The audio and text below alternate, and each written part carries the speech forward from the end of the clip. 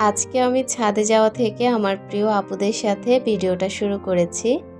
Hello everyone, আসসালামু আলাইকুম। সবাই কেমন আছেন? আশা করছি আল্লাহর রহমতে সবাই খুব ভালো আছেন। আমরাও আলহামদুলিল্লাহ বেশ ভালো আছি। বরাবরের মতো আজও আরও একটি ডেইলি ব্লগ নিয়ে হাজির হয়েছি। আশা করব পুরো ভিডিওটা জুড়ে থাকবেন। অবশ্যই স্কিপ করা ছাড়া ফুল ভিডিওটি কন্টিনিউ করার চেষ্টা করবেন। কোথাও কোনো অংশ আপনাদের কাছে একটু হলেও ভালো লাগবে। আজকে আর কালকে 2 দিনের একটা ব্লগ শেয়ার করব আপনাদের সাথে। তবে আজকের ভিডিওতে আমি ছাদের ভিডিওটাই বেশি রেখেছি। সকালে সবাই ভিটামিন ডি নেয়ার জন্য ছাদে এসেছে। আপনাদের ভাইয়া বলল বাচ্চাদেরকে নিয়ে ছাদে এসে একটু সময় কাটাতে। তো চলে আসলাম। আর এই তো আপনাদের ভাইয়া, আমি, আমার 2টা মেয়ে তাকওয়া আর মিরহা সবাইকে নিয়ে ছাদে এসে বেশ কিছুটা সময় কাটিয়েছি।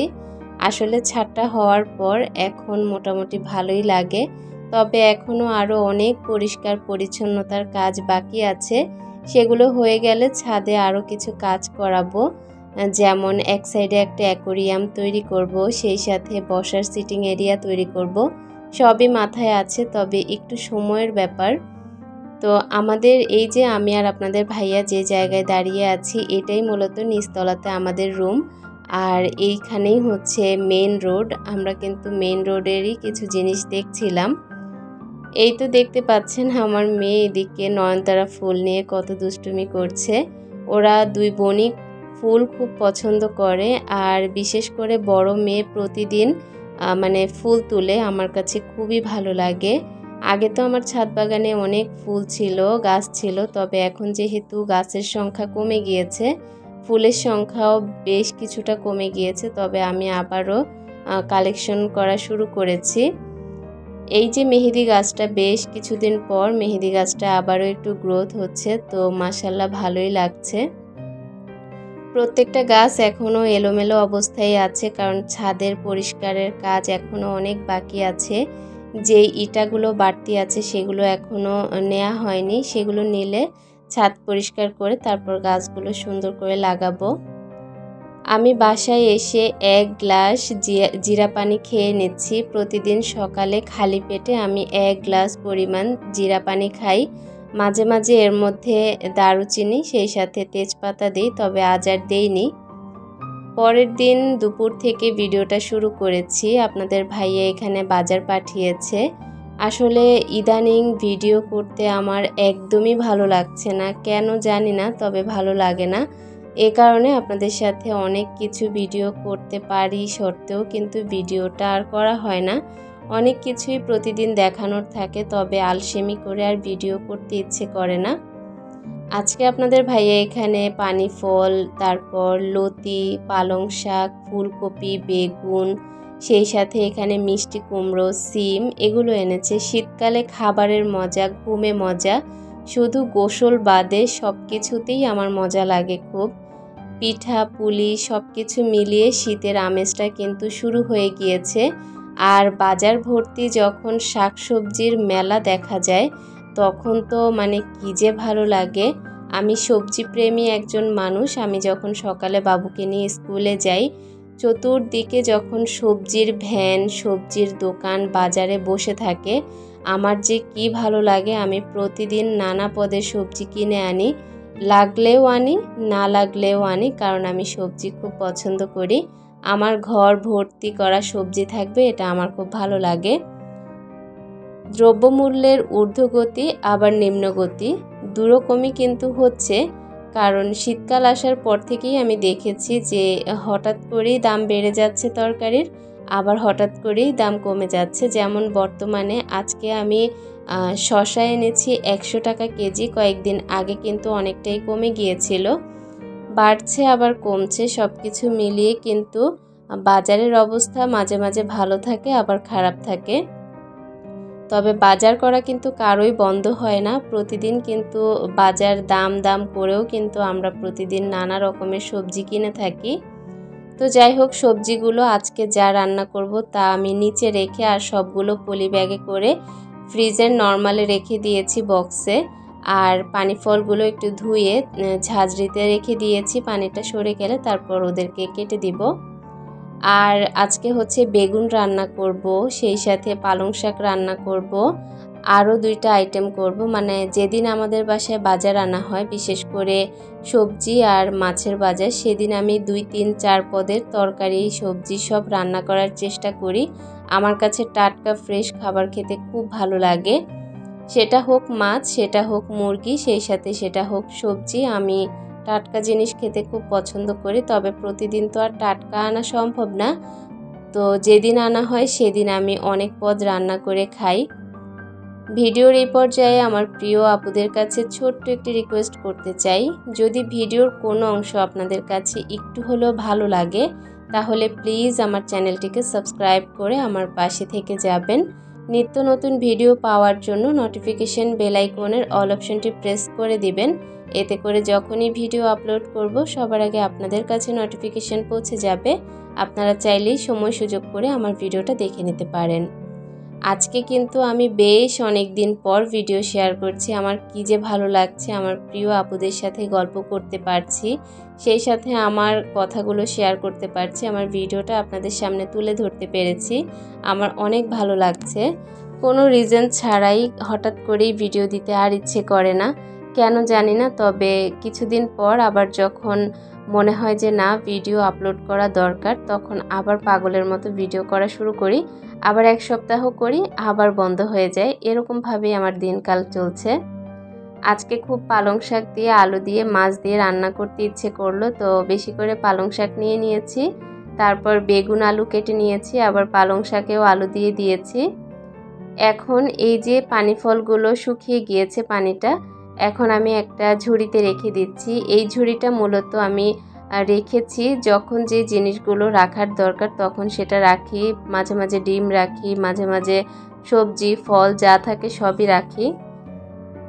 আজকে আপনাদের সাথে আমি শেয়ার করব রান্না বান্না করার আগে রান্নাবান্নার যে জিনিসগুলো আছে সেগুলো আমি কিভাবে গুছাই। আর যখন আপনি এই গুছগাছের কাজগুলো করে ফেলতে পারবেন, তখন কিন্তু রান্না বান্না করতে সেরকম একটা সময় লাগে না।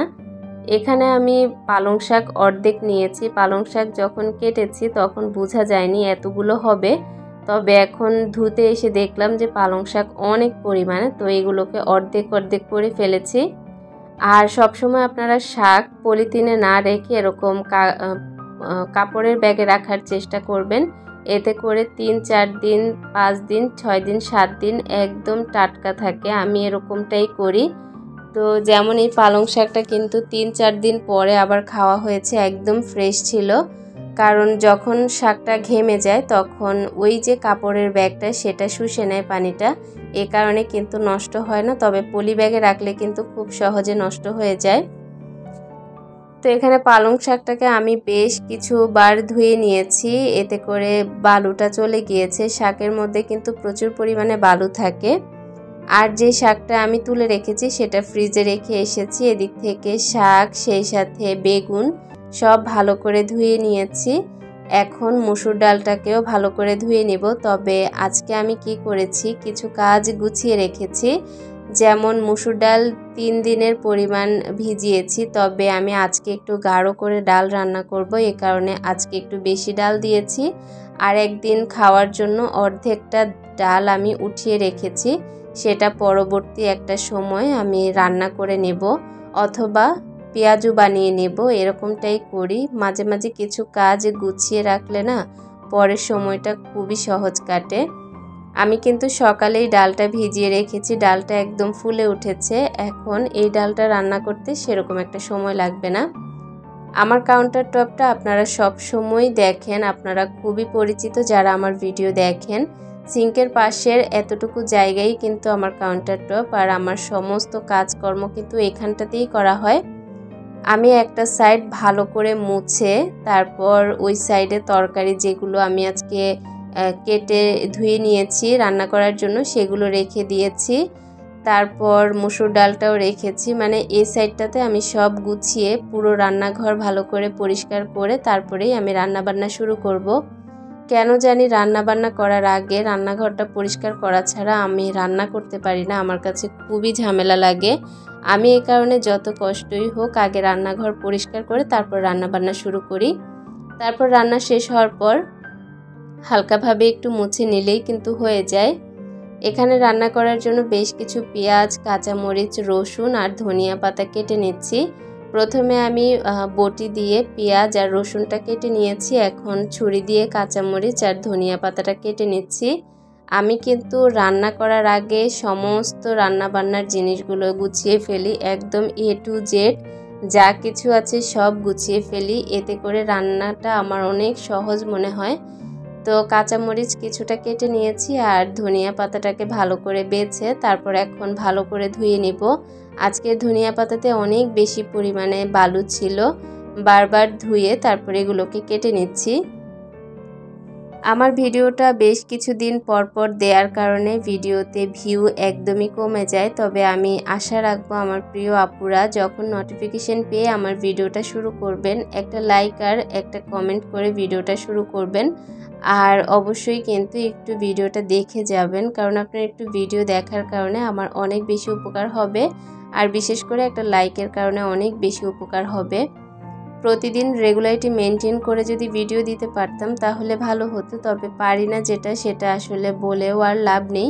তবে এখন থেকে চেষ্টা করব যে মানে সপ্তাহে একবার যদি বন্ধ দেই সেটা হবে, তবে প্রতি 2 দিন পর আমি ভিডিও দেয়া গ্যাপ করে দেই। এতে করে আসলে অনেক বেশি চ্যানেলের প্রতি সমস্যা শুরু হয় আর ভিউই হতে চায় না। যখন একটা চ্যানেল ডাউন হয়ে যায় তখন সেই চ্যানেলে ভিউ আনা খুবই কষ্ট। যাই হোক, আমি এখন থেকে চেষ্টা করব প্রতিদিন রেগুলারিটি মেনটেন করে ভিডিও আপলোড করতে। জানি না কতটুকু পারবো, তবে একদম মন থেকে চেষ্টা করব। এই তো আমি কিন্তু ভাতটাও বসিয়ে দিয়েছি, ডালটাও বসিয়ে দিয়েছি। যদিও চুলাতে গ্যাসের পরিমাণ অনেকটাই কম, তারপরেও চেষ্টা করছি খুব ঝটপট রান্না বান্না করতে। সকালে আপনাদের ভাইয়া বাজারের সাথে এখানে অনেকগুলো পাঁচফোড়ন নিয়ে এসেছে আচার বানানোর জন্য। যদিও আচার বানাতে আমার খুব ভালো লাগে, তবে বানাবো বলে আর বানানো হয় না। অনেকগুলো চালতা ফ্রিজে রেখে দিয়েছি, ডিপ ফ্রিজে কেটে, তো সেগুলোকে আচার বানাতে হবে। আসলে আলসেমি করে আর বানানোই হয় না। যাই হোক, এখানে পাঁচফোড়নটা আমি একটা জারে রেখে দিয়েছি। আগামীকাল চেষ্টা করব এক পদ হলেও আচার তৈরি করতে। যেমন এখন জলপাইয়ের সিজন চলে যাচ্ছে, এখন আর জলপাইয়ের আচার না বানালে আর বানাতে পারবো না। তো আলসেমি করে আসলে কোনো কিছুই করা হয় না। যাই হোক, গত কয়েকদিন আগে দেখতে পেয়েছিলেন অনেকগুলো জিরা আমি শুকাতে দিয়েছি, যেই জিরাগুলো আমি জিরা পানিতে ব্যবহার করি। তো এই জিরাগুলো শুকিয়ে একদম করকরে হয়ে গিয়েছে। আমি 2টা জারে রেখে দিয়েছি। এখন এগুলো জায়গা মতো তুলে রাখবো। আর একটু আগে আপনারা দেখতে পেয়েছেন যে অনেকগুলো মরিচ বের করে নিয়েছি। সেই মরিচগুলো আমি একটা কন্টেনারে রেখে দিচ্ছি।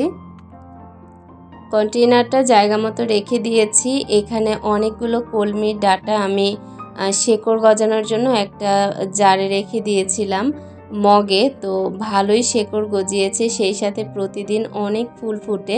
এটা দেখে তো আমার মহা খুশি লাগছে। তো যাই হোক, এখানে এই ডালগুলোকে ভালো করে ধুয়ে তারপর ছাদে গাছ লাগিয়ে দিব। আর আমি যেই তরকারির খোসাগুলো তুলে রেখেছিলাম সেগুলো একটু পর ছাদের মেহেদি গাছে দিয়ে দিব। গাছটা আসলে গ্রোথ ভালো হচ্ছে মাশাল্লাহ। যখন তরকারির খোসাগুলো দেয়া হবে তখন আরও বেশি পরিমাণে গ্রোথ ভালো হবে।